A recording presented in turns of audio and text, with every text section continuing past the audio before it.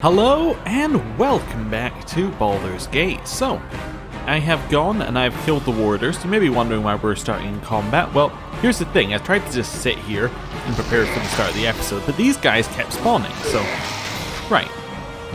They are now continuing to spawn. I guess maybe they spawn if you just sit still too long. Give them a right Anyway, right. Now they're gone. What I want to do is I want to leave this area forever, but we're going to come back. And I'm gonna go sell our stuff. You must gather your party before venturing forth. Because we have a lot of stuff to sell.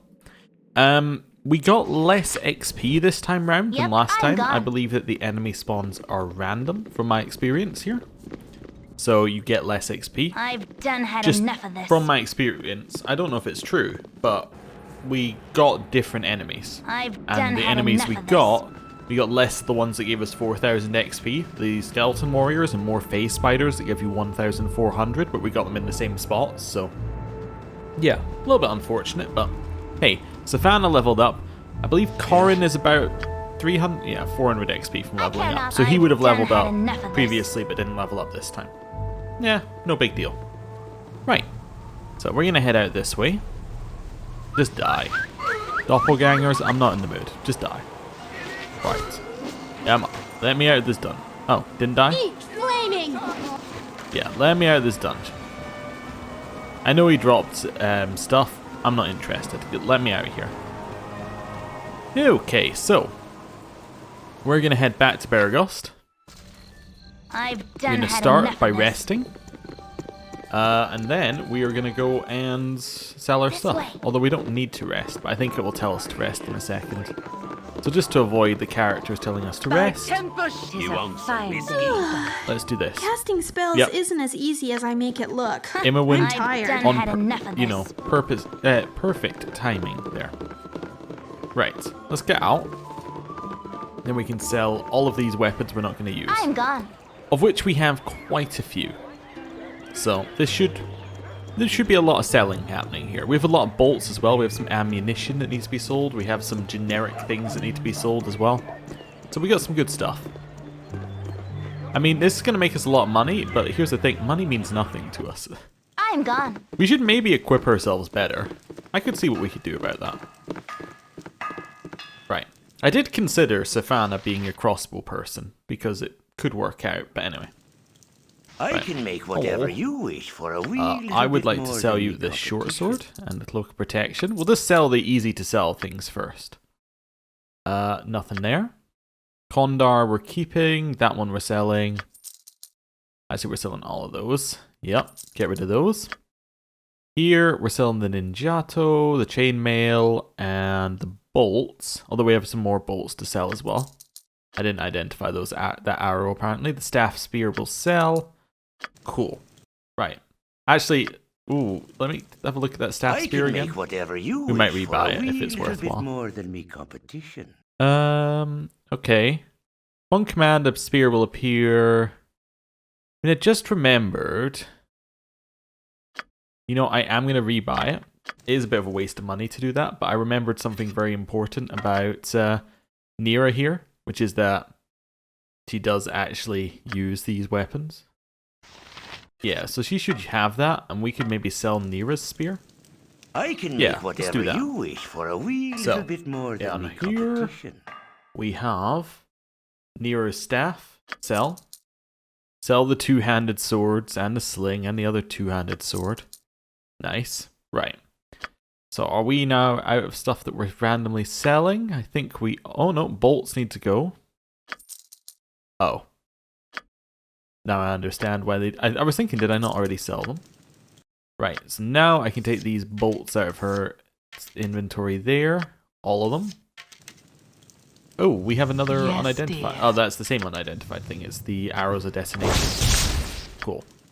Right, with pleasure. I can make whatever you I would wish love for a wee to sell you these these bolts of various types. Thank you. Right, so we have 126,000. Does he have anything that is worth buying? Like anything at all? I mean, we could just buy arrows of ice or biting or something like that if we really wanted to. We do need to re-equip with arrows, actually, at some point. I'm just seeing. So the army scythe, no. Dagger venom, no. I'm seeing if we sold him anything at some point, which is worthwhile. No, okay. So he doesn't have anything apart from the base equipment. So these are books that we haven't read yet. Yep. Okay. We have Lathander's Potion of Antidote. And I'm fairly certain that that is garbage, but I'm keeping it for sentimental reasons. By that, I mean I don't know what it does. So we might as well keep it. Here, we'll move that book over there. We should read the books and get rid of them before we head back. Right, darts as well we'll have over here. Actually, I'll just move these out of the way. Move the darts into the corner. Cool. So we're all set on darts. We're really set there. Right. Here, we have this potion. I mean, chuck that over there now. I do need to do a little check of our potions to see what's worthwhile keeping, but that's okay. Head back down. These are some more potions that we have, so I need to look at that. There's... That one can head in there now, that's okay. This one heads up to Imoen, goes into our gem bag. Right. We still have the gong mallet as well. I don't know if we still need those at the next section, but that's okay. Right. Oh, another potion. Cool. So let's maybe see our potions first, see what's worthwhile keeping. So, Potion of Fire Breath. Does 6d10. Okay. That's not bad, actually.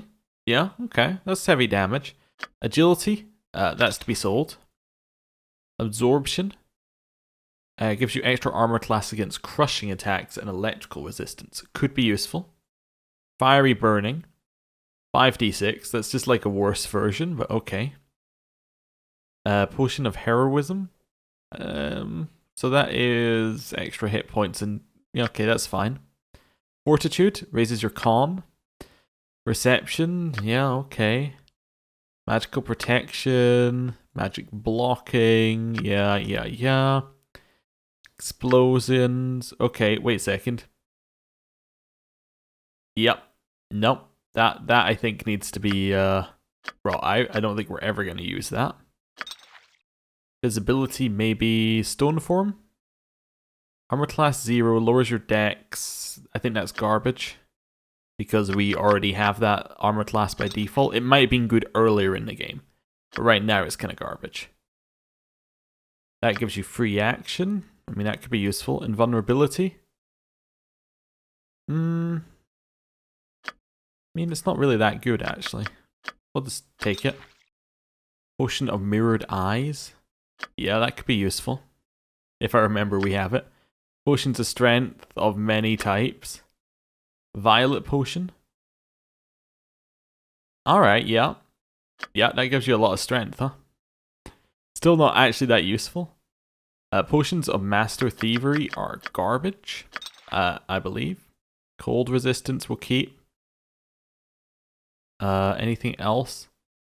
Potions of Genius, don't need that, but that's fine. Antidote. Antidote looks a little bit gnarly. I think we might get rid of that. I can't move that from... Oh, I can't move it to the bag because the bag is full. Okay. Back here. Yeah, move these things back into the bag. We now have enough weight to be able to go into the bag again and get rid of... Oh, wait, we also have that.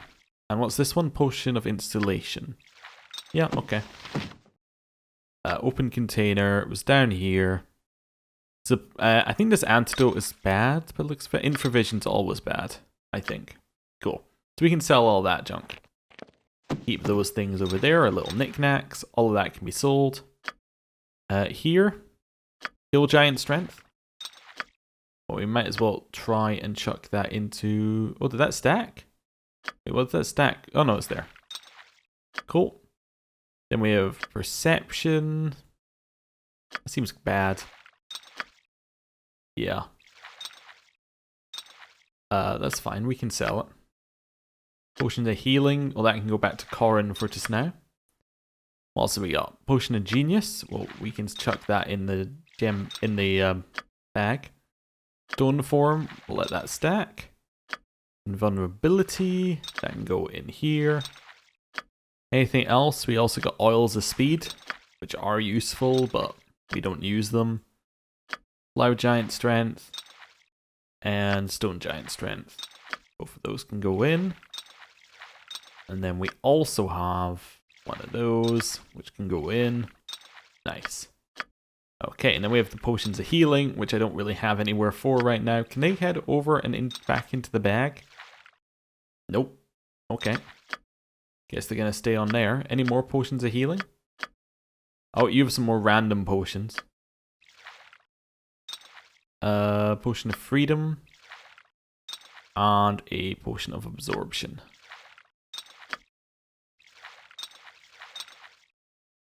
Why am I'm not getting rid of those, am I? Those are useful. Okay. Don't know why I was getting rid of those. That's okay. We clear. I think we're clear on all the stuff that we needed. You're well equipped in terms of arrows. The rest of us are not. So we probably need arrows. So we need like... How many here? You need 8 plus another 3. So, yeah. 11 arrows for Imowen. What you want?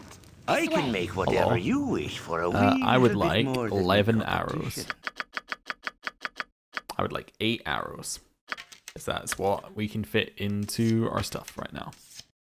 Right, and then like another I can make whatever you 3 wish of those. for a wee little bit more than the competition. Where are we? Arrows. I'll have another 3 of those. This is all just necessary stuff that we have to be doing at some point. So, might as well do it now. Right, you're equipped. Here, we can stack that. Stack that. See, Imowen does have a stack of those, doesn't she? No, I guess she used her entire stack at some point.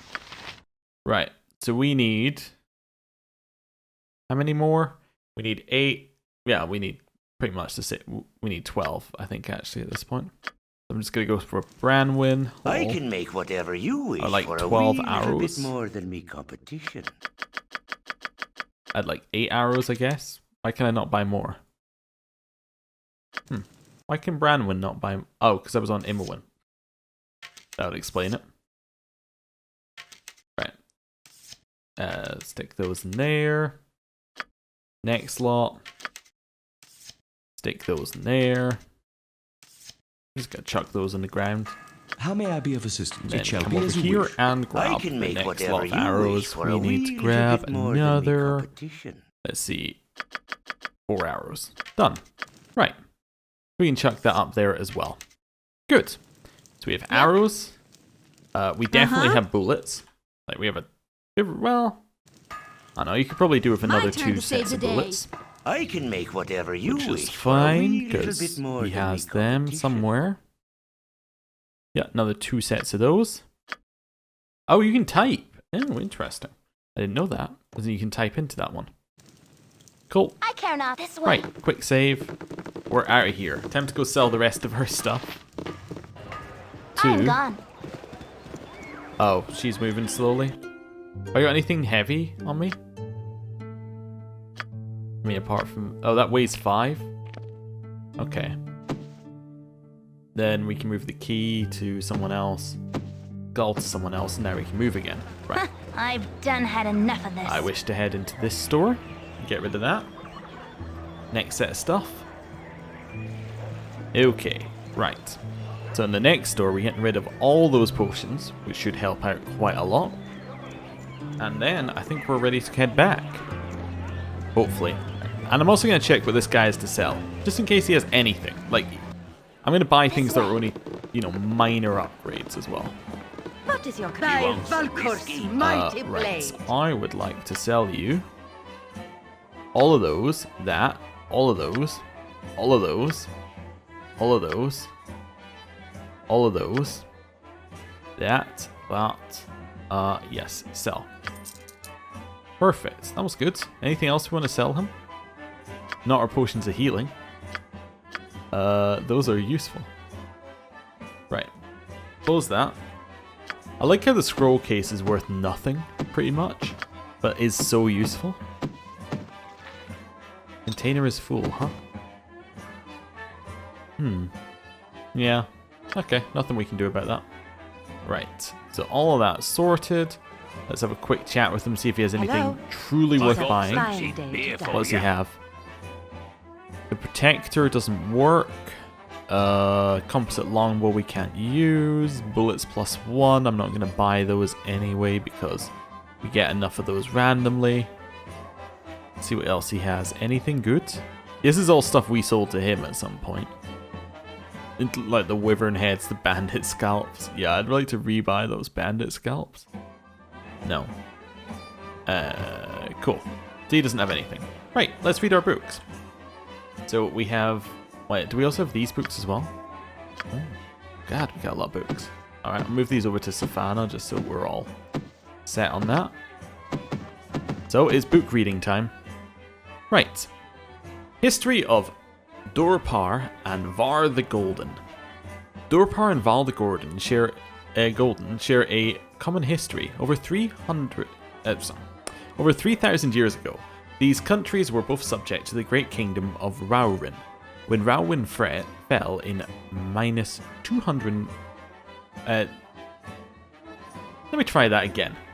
Dorpar and Var the Golden share a common history. Over 3,000 years ago, these countries were both subject to the great kingdom of Raurin. When Raurin fell in -2488 DR, the countries of Dorpar and Var barely survived the destruction. Rioting, mass destruction, and hatred of nobility were rampant, and the two countries descended into barbarism for over 2 millennia. Finally, after most of the barbarian tribes were wiped out by the great empire of Mulhorand, a leader emerged. Satama, a mere trader, experienced in divine revelation and formulated a new philosophy. All things in the world were connected, were part of a single creation spirit, and all of the gods of the realms were merely part of the same entity. Soon all the Shining Lands embraced the teachings of Satama, and the seeds of civilization were laid in what came to be known as the Lands of the One. Since the Lands of the One had many natural resources, trade with Mulhorand and Lurin became a way of life. Merchants were honoured above all. In time, the Maharaja of Dorpar and the Raja of Var were replaced with the Council of Merchants. During this time, the land suffered occasional raiding attacks from the horsewomen of Dambrath, and had many skirmishes with the neighbouring countries of Estagund and Ulgarth. In 1023 DR, after an armed peace had been worked out with Ulthgar, the Council of Merchants decided that something needed to be done about the raiders from Estagund who were hurting trade with other countries. War was an inconvenience, but interrupting trade was life-threatening. Juradim, the richest merchant in the lands, was given powers to negotiate a settlement. During his negotiations, he proved, at least in the eyes of the Dorparians, that he was indeed the master trader he seemed. Estagund had tried a foolish invasion of Dambrath. The vengeful female leaders of that land wiped out nearly every able-bodied fighting man they sent. Monsters of Veldorn were causing problems, and Estagund was going through a famine. It was here that Jeradim showed his fine merchant's instincts. He could not pass up such an advantage, and began bargaining, the most outrageous trade of all time. He met with the leaders of Estagund, a fearful king and his nobles, and explained the advantages of the Dorparian life and the philosophy of Adama, the oneness of all things. He bargained for days until finally the king made the trade. He purchased the whole of Estagund for the countries of Dorpar and Var at the same price of 24 gems. He promised protection and help for all their integration into the Dorparian way of life. Thus were formed the Shining Lands. Within 100 years, the three countries shared a common way of life, and with the added strength and resources of Estagund, Dorparian merchants increased their trading range. They roamed as far east as Karatur, as far north as the Sea of Fallen Stars, and west to Dambrath and Halrua. At the present time, with the newly discovered lands of Maztika and Zakara beckoning, the future looks bright. Cool, nice little bit of lore there. Next one we're going to have is the history of the Belin Adepts. One of the great and mysterious sites in the Moon Sea area, the Belin Adepts is connected with northern Northkeep in an island kingdom that was the first great citadel of humankind in these cold lands. Northkeep was a great and magical city, and it was under the protection of these magics that humanity first began to press back the orc hordes and take command of the sea. The power of Northkeep made it an obvious target for orcs, giants, and other evil races. However, these creatures were not inclined towards sea actions, and Northkeep seemed safe until the day when, according to legend, 40,000 inhuman mages, shamans, witch doctors, and priests of all foul races gathered on the northern shore of the Moon Sea and began to chant, bringing the vengeance of their gods down upon the human interlopers. The gods, at least some of them, came and destroyed their priests for disturbing them, but also sank Northkeep beneath the waves. The upper reaches of Northkeep, its slender, now broken spires, can be seen beneath the water by boats that sail nearby. This is not attempted often, however, as the region is said to be haunted by the original defenders of Northkeep, seeking company in their watch over the cold lands. On fog-ridden nights, the bells of the tallest towers, despite being submerged, can be heard as far away as Hillsfar. Neat. Next one, History of Estegund. Estegund history follows a different path than those of Durpar and Var. The Gundars were conquered in 551 DR by Reinhard I, warchief of the Arcuins of Dambrath. Estegund regained its independence when Reinhard was slain by the Halruan archmage Mykontil, though the country soon degenerated into a small group of independent city-states. Skirmishes with Var and between city-states continued for several centuries until a king once again united the country. King Bornial was a skilled ruler, and under him Estegund began to prosper. His descendants did not share his wisdom, and in 1053 DR, King Selkarin more than illustrated this. He failed to conquer Darpur, and Veldorn resisted his challenges. An avowed misogynist, Selkarin turned his attentions to the matriarchy of Dambrath. He led a large fleet to attack Dambrath, taking extreme losses, including his own life. Selkarin died childless, so his brother, Seltarir, was crowned king. The new ruler faced a country with most of its fighting men gone and an unforeseen problem, famine. The famine was caused by a blight that wiped out nearly all the year's crops in Estegund. This made him eager for a deal posed by the Darparian merchant Geradim. In the legendary trade, the entire country of Estegund was sold. Contrary to popular rumour, Seltarir did not trade away the country for 24 pearls. In actuality, he received diamonds worth almost 1 million gold pieces. The sudden wealth gave him an instant seat on the Council of Merchants, so he retained a measure of rule in addition to his fortune. Shaka Seltarir is still the richest Saka in Estegund to this day.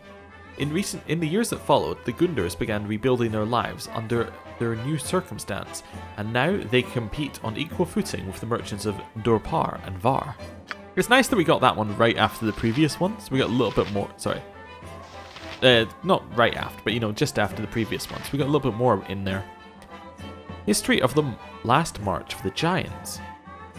East on the Great Rift, in the Eastern Shar, once stood a land of titans. This empire rose at the dawn of time in Faerun. You know what? Give me a second. Driving me absolutely nuts. Oh, that's so much nicer. Gone. Right. We can have slightly different music in the background. Where are we? This one? Yes. In punishment, the powers cursed the reigning monarch of the land with fascination and his brethren with devotion. The powers then dropped a star onto the land. The impact of the fallen star created a huge valley known later as the Sea of the Fallen Stars. Slowly picking up speed, the ball rolled through the Titan nation and onward to the south.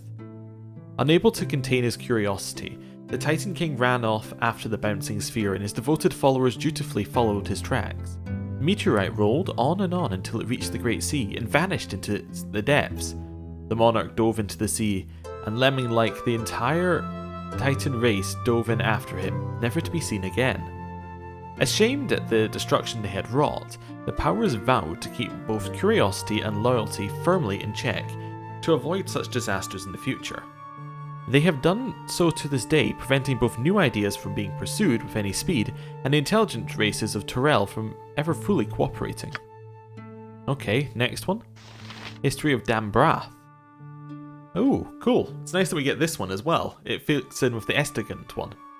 The nation of Dambrath was formed out of a barbarian kingdom almost half a millennia ago by a powerful alliance of priestesses of Loviatar and the Drow from the city of Tlindhe.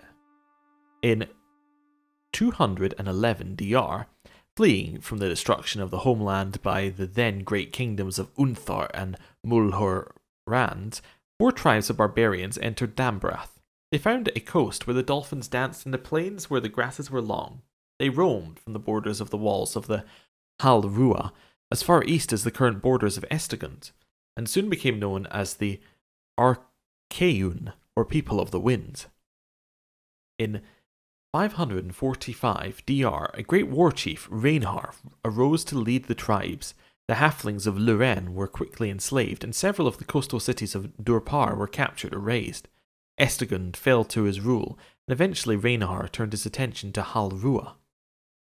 An army of 40,000 horsemen and a fleet of 50 ships mounted a coordinated attack, and even though Reinhar was able to get beyond the walls of Hal Rua and occupy the cities of Mithil, Gladel, and Zalzu, their magics proved to be more than a match for the invaders. Reinhar was eventually defeated in a battle at Sul Lazir by the archmage Mai Kontel and his troop of wizards. Reinhar's son, Reinhar II, took command of the army and set out on a 2-month overland retreat. He arrived home with 1,000 surviving fighting men and no shaman. Reinhar II proved to be as good a ruler in defeat as his father was in war. He consolidated his forces and pulled home almost all of his troops, as he knew that the defeat made them tempting prey for the raiders and encroaching monsters. This action allowed for the safe development of his peoples. By the time the 9th Reinhar was king in 802 DR, the Archaeuns were fat and lazy. Reinhar IX, or Reinhar the Foolish as he is more commonly known, insisted on expanding his nation to gain more gold to finance his military campaigns. He ordered the mining of many rich lodes of silver and electrum in the Nullwatch Mountains, but before his plans of expansion could begin, the miners encountered the Drow of Tilindir. The Drow were outraged and began a steady series of raids and attacks on Archaeun strongholds. Whole villages were destroyed overnight, and no trace of the invaders could be found. Reinhar IX committed the foolhardy action of attacking the Drow in retaliation. While the Archaeuns managed to get a force into the Drow city, this action only succeeded in uniting the normally chaotic Drow. For once, the full power of a Drow city was turned against an enemy. The battle quickly moved back to the surface. Reinhar's raiders were wiped out, leaving Reinhar with only a small portion of his original military. This was not enough for the Drow, who demanded total enslavement of the entire surface nation. The Archaeuns resisted valiantly, and the war went on for 3 decades at tremendous cost in life to both sides. Finally, the Drow had the Archaeun forces cornered at Malduer. Almost without hope, the defenders were overjoyed when a group of half-elven pilgrims appeared on the scene. The High Priestess, Kathir Shintar, offered the aid of her clerics to help defend the city, and Reinhar took this to be an omen from the gods. A priestess was placed with almost every company. Within a 10-day, the Drow struck. The priestesses did indeed prove to be of great aid, but to the Drow, every priestess turned on the Archaeuns, and Kathir herself slew Reinhar. The Drow were still weakened by the battle, and only the presence of the priestesses enabled them to win. Kathir, realizing the unique advantage she possessed, made a deal that even the suspicious Drow embraced. Her priestesses would rule the land, and in exchange they would provide access to the surface for the Drow, trading weapons, slaves, and supplies. The Drow were delighted with this brazen offer from a surface dweller. Reinhar had been slain and the insult avenged, and after 30 years of war, the Drow were not particularly interested in Dambrath.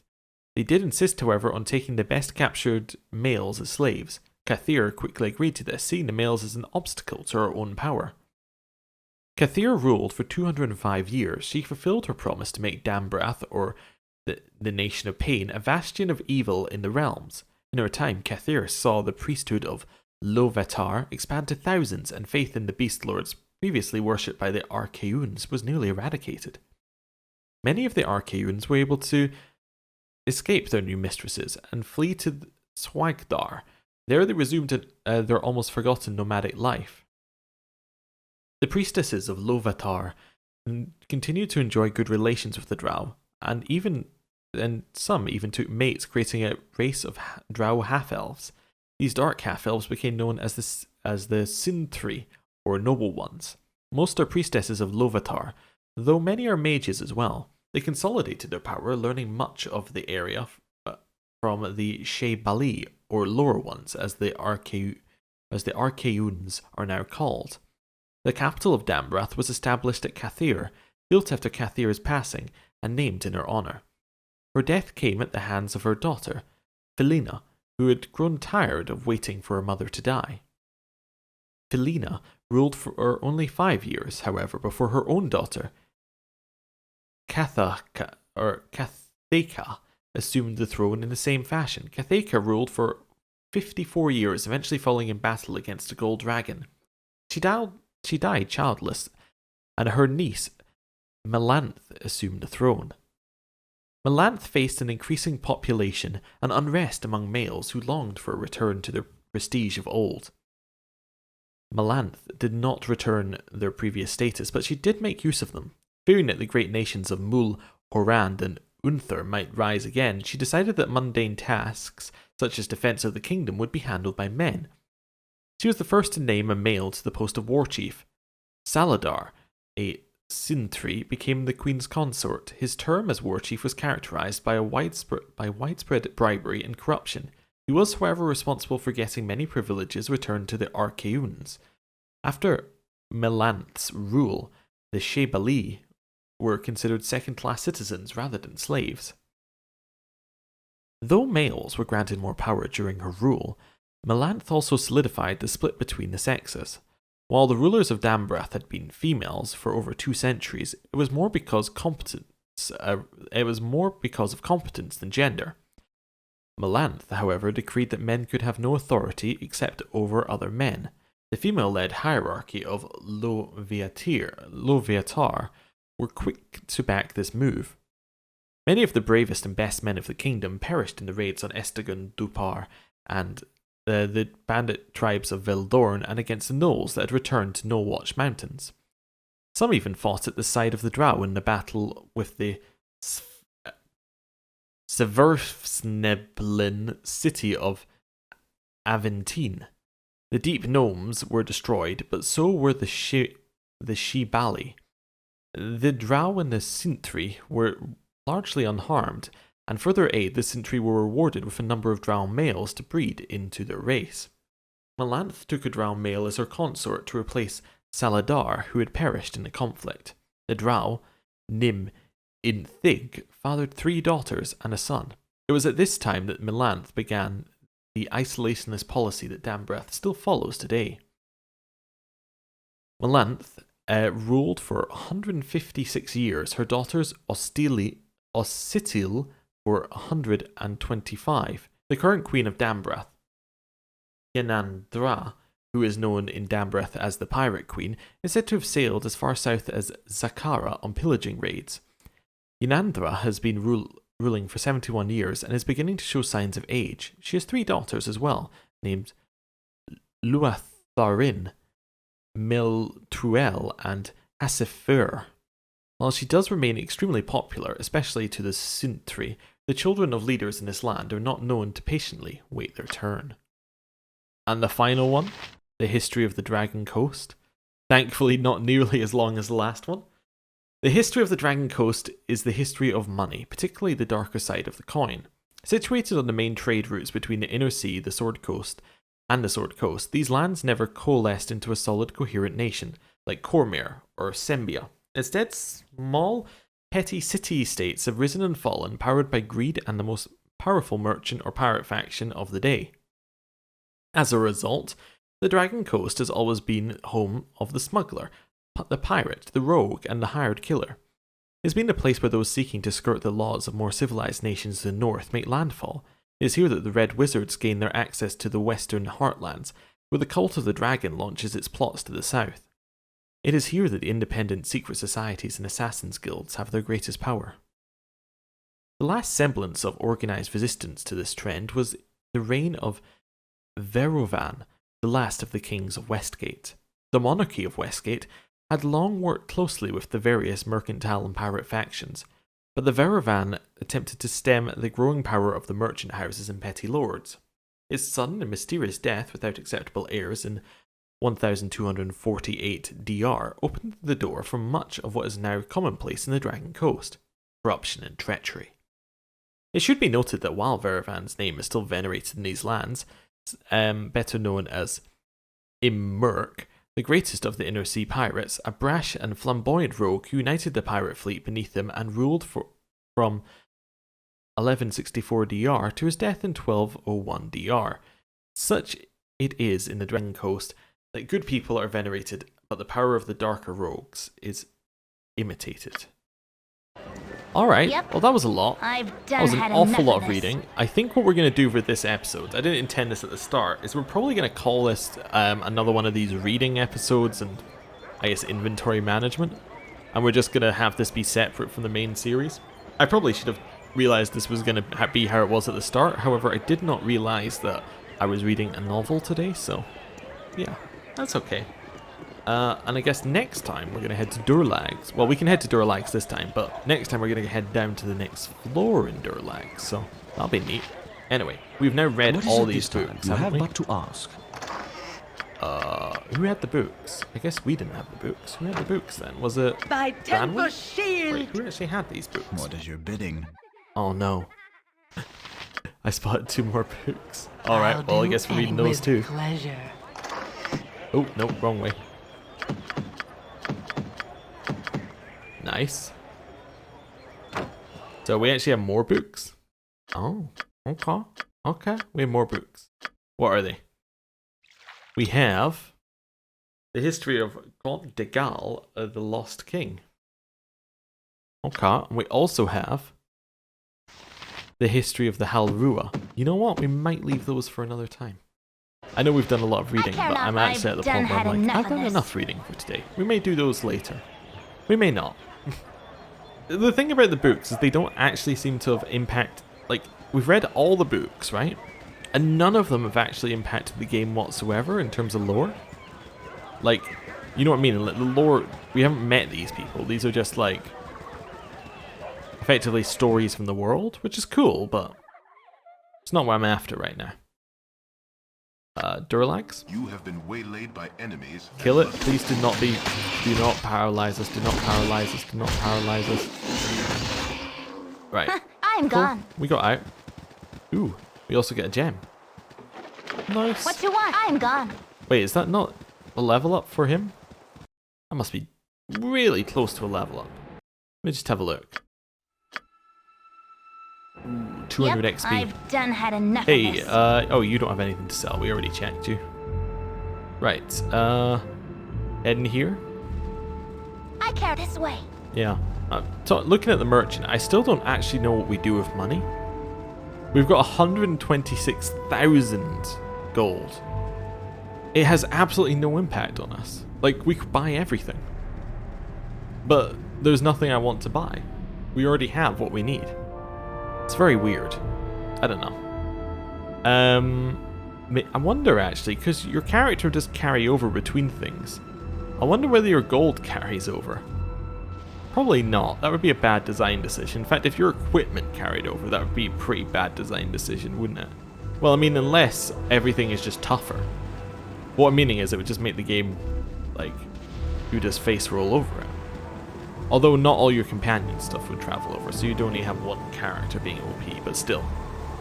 I don't know. I think if your level carried over, it would still be a bit weird, wouldn't it? Unless they designed it to be like, hey, the next game is you're carrying on the same adventure, same character, your levels carry on as well as if you were playing tabletop. But, I don't know. It's interesting. I wonder how they handled that. I assume it's a choices thing, and your choices carry over, but your equipment does not. I'm gone. That would make the most sense to me, but we'll see. I'm gone. Although I don't even know if they do characters. I know you can export characters, which is basically where I'm getting this from. I don't know whether even your choices, like, are there any choices? I haven't made any choices as far as I'm aware in this game. I mean, yeah, I've chosen to be good or evil. Yeah, good or evil, but essentially the outcome of my choices were the same thing, as far as I can tell. There's not a huge twist in the story, one way or the other.